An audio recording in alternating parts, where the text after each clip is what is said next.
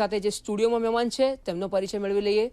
દર્શક મિત્રો, આપણી સાથે સ્ટુડિયોમાં ઉપસ્થિત છે ચાર્ટર્ડ એકાઉન્ટન્ટ પ્રશાંત ઝવેરી. પ્રશાંતભાઈ, આપનું ખૂબ ખૂબ સ્વાગત છે દૂરદર્શનના કાર્યક્રમમાં. અને જે બીજા મહેમાન છે એ છે નયન પરીખ, તેઓ અર્થશાસ્ત્રી છે. નયનભાઈ, આપનું પણ ખૂબ ખૂબ સ્વાગત કરું છું. આભાર આભાર આભાર.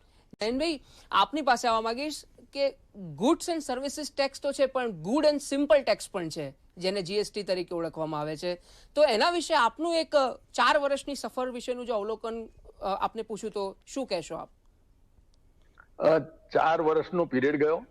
એમાં આપણા મિત્રએ કહ્યું એમ લગભગ 1.5 વર્ષ આપણો થોડો આ કપરો કાળ ગયો.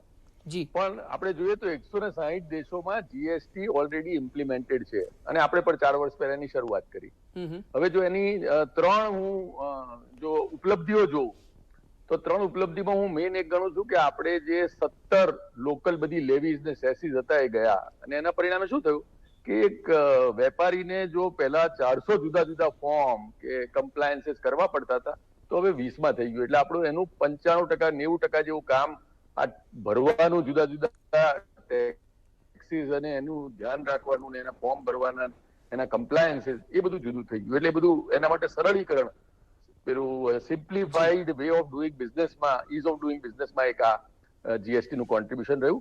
પછી બીજું હું ગણું છું કે ટેક્સ પેયર જે છે જીએસટી ના, એ છેલ્લા 4 વર્ષમાં બમણા થઈ ગયા. આપણે કર્યું ત્યારે લગભગ 60 લાખ હતા, હવે 1.25 કરોડની આસપાસ થઈ ગયા.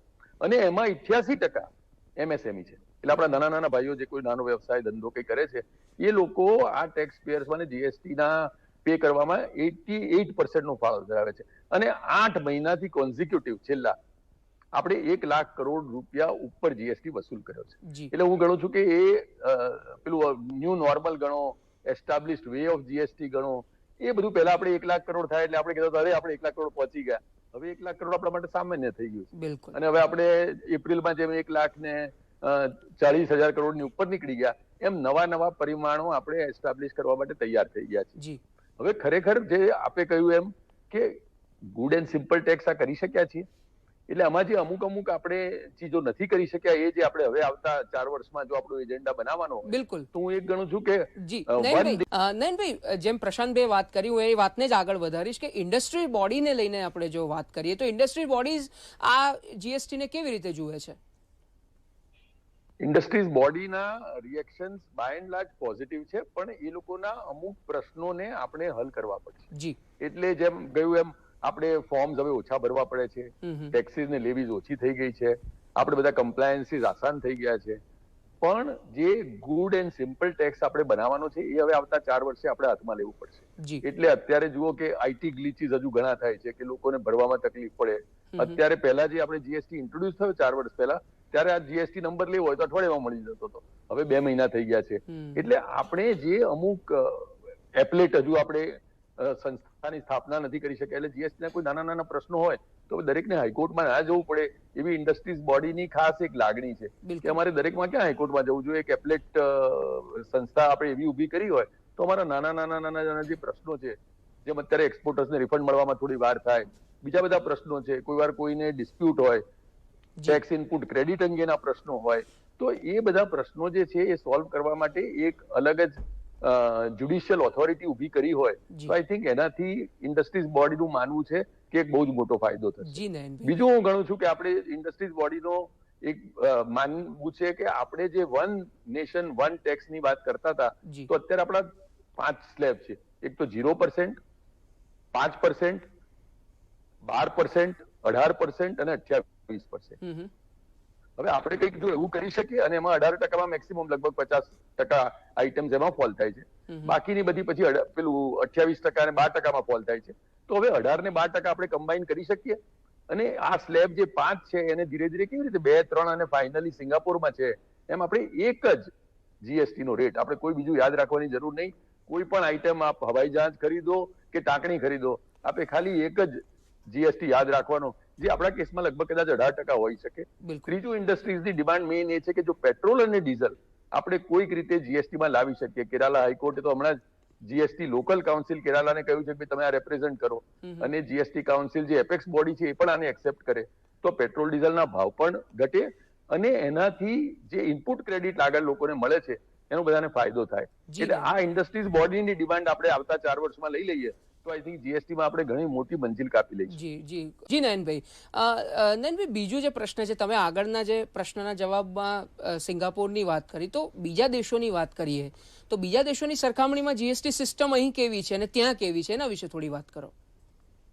હવે બીજા બધા દેશોમાં અને મારા ખ્યાલથી જે ડેવલપ દેશો છે અને ખાસ કરીને સિંગાપોર જેવા દેશો છે એમાં તો ઓફકોર્સ જીએસટી ઘણા વખતથી છે અને it has matured to a level where GST is really living its dreams. એટલે આપણા મનમાં એક સ્વપ્નનો જીએસટી હોય એ બધું લગભગ ત્યાં પહોંચવા આવ્યો છે. એટલે હું ગણું છું એમ એક જ જીએસટી, પછી એનું સાવ સરળીકરણ, એનું આઈટી માળખું જે છે એવું રોબસ્ટ અને એવું મજબૂત કે જેથી તમારે જ્યારે પણ આપણે ત્યાં એમ જ્યારે ફાઇલ કરવાનો ટાઈમ હોય 5 દિવસમાં સિસ્ટમ હેંગ થવાના ઘણા કેસીસ બને, ત્યાં આગળ નથી બનતા કારણ કે તેનું આઈટી માળખું એ લોકોએ એકદમ મજબૂત રાખ્યું છે. એના બાકીના જે પ્રશ્નો છે, આપણે ત્યાં જે ઇનપુટ ટેક્સ ક્રેડિટના પ્રશ્નો છે એ બધાનું ત્યાં સરળીકરણ બહુ જ થઈ ગયું છે.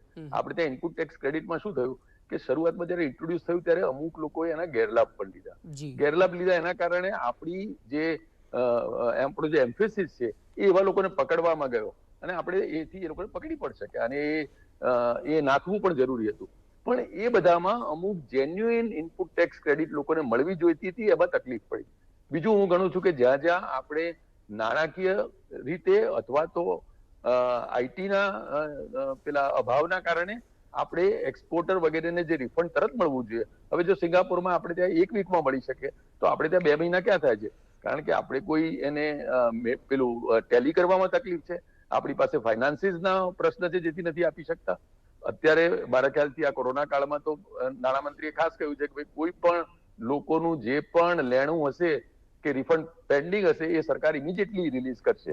હવે એ કરવામાં જો આઈટી આપણને ક્યાંક નડતું હોય કે જેથી આપણે એ બધું કમ્પ્લાય ના કરી શકતા તો એને કેવી રીતે રોબસ્ટ બનાવીએ? કારણ કે અત્યારે આપણે 1.25 કરોડ જે પહોંચ્યા છીએ એ આવતા વર્ષે જો આપણે અગેન ગમે ત્યારે 5 ટ્રિલિયન ઇકોનોમી પહોંચવું હોય, ગમે ત્યારે આપણે માનતા હોઈએ કે આપણે 1.25 કરોડથી 5 કરોડ હવે કરદાતા થાય એવું જોઈએ છે જીએસટી ના રજીસ્ટ્રેશન, તો એના માટેનું ઇન્ફ્રાસ્ટ્રક્ચર આજથી ઉભું કરવું પડશે. જે પરદેશમાં ઇન્ફ્રાસ્ટ્રક્ચર પ્રિસીડ્સ ધ ડેવલપમેન્ટ, આપણે ત્યાં ઇન્ફ્રાસ્ટ્રક્ચર અમુક વાર runs behind the development. Development થઈ ગયું, હવે ઇન્ફ્રાસ્ટ્રક્ચર આપણે ઉભું કરવું પડશે, થોડી તકલીફ પડશે, આપણે કરવા માંડીએ. એના કરતા જો એને પહેલેથી પ્લાનિંગ કરીને જો બનાવીએ તો આપણું infrastructure would be ahead of our development and it would lead towards the development. જી નયનભાઈ, બીજી જે વાત છે કે પેન્ડેમિકમાં આમ જોવા જાવ તો ઘણું સારું આપણું રેવન્યુ કલેક્શન રહ્યું છે જીએસટીનું, તો એના પર થોડો પ્રકાશ પાડો કે એ કયા પરિમાણો એની પર અસર કરી રહ્યા?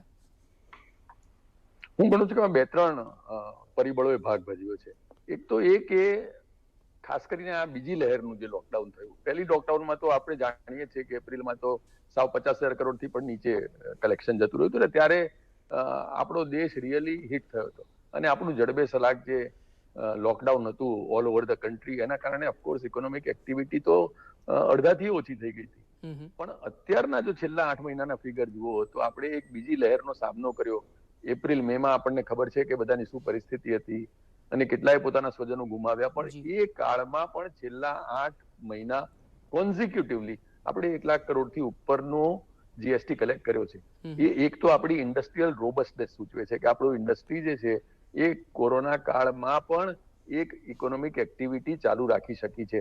અને એના માટે આપણા એમએસએમઈ થી માંડીને દરેક જે ઉદ્યોગપતિઓ છે, દરેક જે નાના નાના સર્વિસ પ્રોવાઈડર છે, એ બધાને આપણે કોમ્પ્લિમેન્ટ કરીએ કે એ લોકોએ પોતાના કામ ચાલુ રાખ્યા, ધમધમતા રાખ્યા અને જેના કારણે આ જીએસટી કલેક્શન થયું.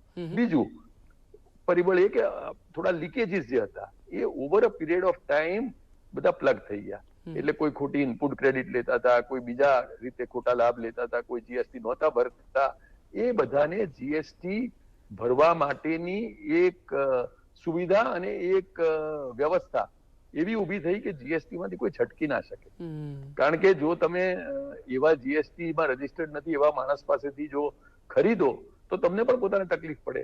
એટલે આ જે છે એ એવું આપણે વર્ચ્યુઅસ સાયકલ ઉભું કર્યું છે કે જેના કારણે આપોઆપ પરિબળો બધા એવા ભેગા થાય કે જેથી બધાએ જીએસટી માં આવી અને કોન્ટ્રીબ્યુટ કરે છૂટકો. એટલે શરૂઆતના જે 1-2 વર્ષમાં કોઈએ જીએસટી ચૂકવી દીધો હશે, નહીં ભર્યો હોય, કેશમાં કામ કર્યું હશે, એ બધા પણ હવે જીએસટી માં આપવા માટે ઇનવે મજબૂર થઈ ગયા. કારણ કે કોઈ ના કોઈ રીતે એમને ખબર છે કે જીએસટી થી બચી નહીં શકાય, અને એમાં જીએસટી ની જે જાળ છે એમાં બધા જેટલા વધારે લોકો આવશે, જેટલા એ લોકો ચોરી નહીં કરી શકે, અને જેટલી એક્ટિવિટી વધે, આ ત્રણેય પરિબળો એ ભાગ ભજવી અને આપણા છેલ્લા 8 મહિનામાં જીએસટી કલેક્શન ને 1 લાખ કરોડ થી ઉપર પહોંચાડી. જી બિલકુલ. નયનભાઈ, સમય ખૂબ જ ઓછો છે, પણ આપનો આ જે જવાબ પ્રશ્ન છે આ પૂછવો આપને જરૂરી છે કે જીએસટી નું ભાવિ આવનારા વર્ષોમાં આપને કેવું લાગે છે?